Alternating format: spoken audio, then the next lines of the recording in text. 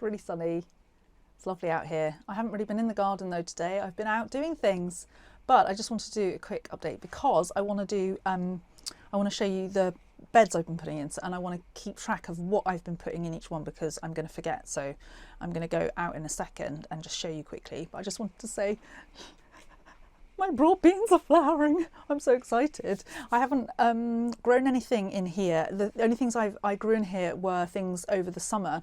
So like the tomatoes and that was it, I think. The tomatoes. There was something else, I can't remember. Oh, the peppers. So the peppers and the tomatoes. But this has been the first time I've overwintered things. So I mentioned before, I had the Claytonia purslane, and now I've got the broad beans. I just chucked them in at the last minute into the old tomato box, put a bit of fresh compost on top and then chucked them in. And they're flowering. I can't believe it. And I've got so many, it's crazy in here right now. I can't even begin to, look how leggy these poor seedlings are. These have been under the grow light, but they obviously weren't getting enough. And then I've got I'm just surrounded by seedlings. In fact, I've run out of space, and the ones I have got are being eaten constantly by mice. I literally came out and all my lettuce, I think I showed you in the last video that I got really carried away with my lettuce. Here is my lettuce. I did manage to transplant some of it, but basically I came in and it had been mown. It's just turned into just literally bare stalks. Thanks a lot, mice. So that was great. And then I didn't video this, but I did find one drowned in the water butt outside. Did I mention that already? It's very traumatizing. I was very upset about it. I was going to do a little short because it looked so sad. It was sort of swimming. It looked like it probably died like that. Oh, it was really sad. Imagine, poor little thing, it probably died of exposure from the cold. I was very upset. I made alcohol get rid of it because it was too sad. Also, there was a slight fear. I'm not scared of mice, but the idea that it might just return from the dead, as I was sort of hoiking it out, I just thought, no, I'm going to let him deal with that in case I don't want that jump scare. If it suddenly decides it's actually fine and it's like Iron Man. No, not Iron Man. It's like Captain America, and it defrosts and returns from the dead, then yeah, I don't want to be there for that. Oh look, here's another one. Look, oh, I've just seen that. Look, that's my tomato that I didn't put up on the top shelf, so that's now an ex tomato. Can you see that? Thanks a lot mouse. So yeah, when that one drowned, clearly there were others who followed. So yeah, I'm really tight on space now, but I've got squillions of things up here and they all need to be out really, but the wind chill is quite strong here. In theory we've had our last frost day here in the UK on the south coast is the 31st of March. So in theory today is the 2nd of April.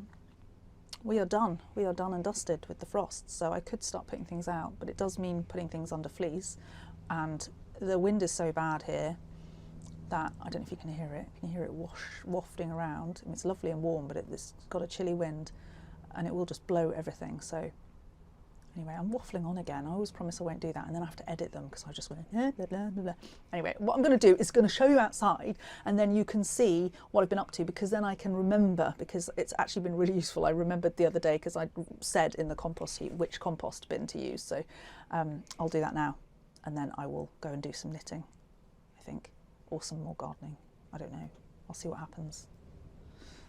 So I'm being quiet because my neighbours are in the garden. They're going to think I'm nuts. Oh, I've just seen some fox poo. I really hope I'm not sitting on any. So basically, if I do anything, then the fox comes and christens it for me.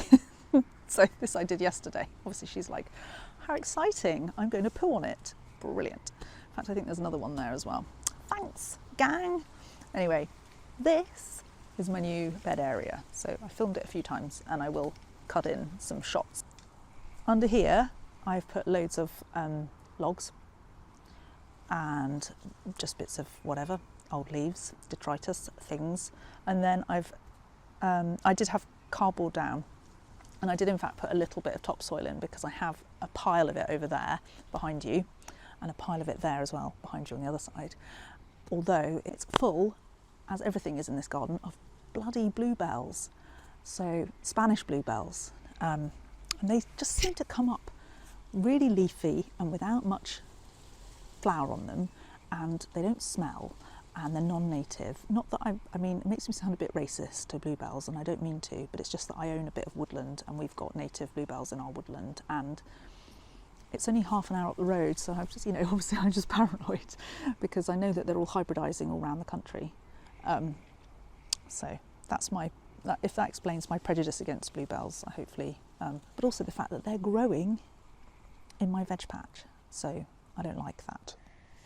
Anyway, this is, yes, it's got a bit of topsoil in it, and then I keep doing that thing where I sort of start something and then I slightly panic about it and think, oh God, is this going to go horribly wrong? Because so much of it has a bit of topsoil in it that's got bluebells in it.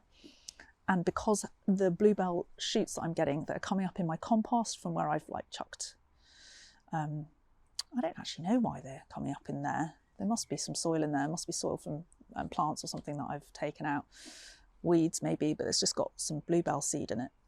And they're coming up really tiny. So they are going to take me quite a few years to get rid of, I think. I think they're just going to keep being very tenacious.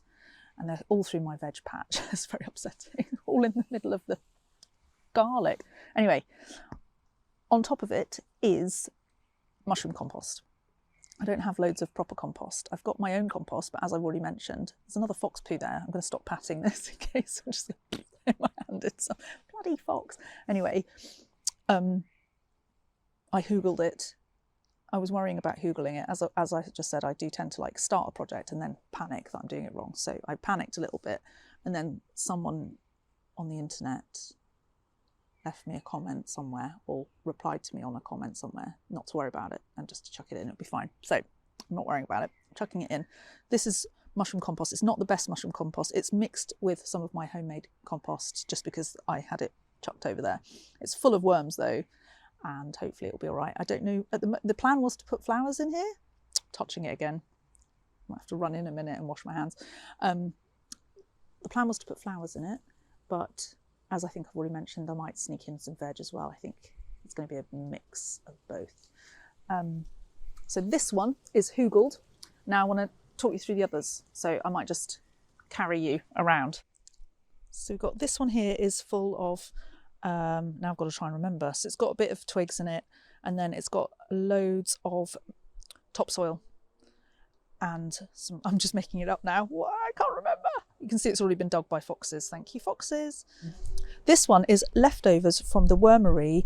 The bottom layer of the wormery got so full of, here we go again, bluebells last year that I put in loads of wood chip just to cover them. And now I've got some lovely wormy bits there, worm compost. What's it called? I can't remember. Vermery. Vermicompost, something like that. And then it's got bits of wood chip in, so not necessarily ideal, but as you can see there's still quite a few worms in there because I only put it in yesterday, and they're all but that hopefully will be nice. And then there's loads of logs under there as well, but again not as many as the big one behind me, which is the one that this one here has got loads in. So I don't know how, we'll see how this one goes and whether it rots down enough. And then this one I had, this is one of my, Katie has a second opinion, a little change of heart.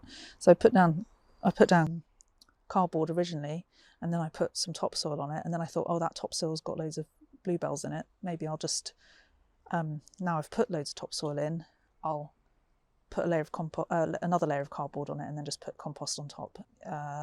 Yeah, that one is just my compost, my homemade compost with a bit of mushroom compost in it.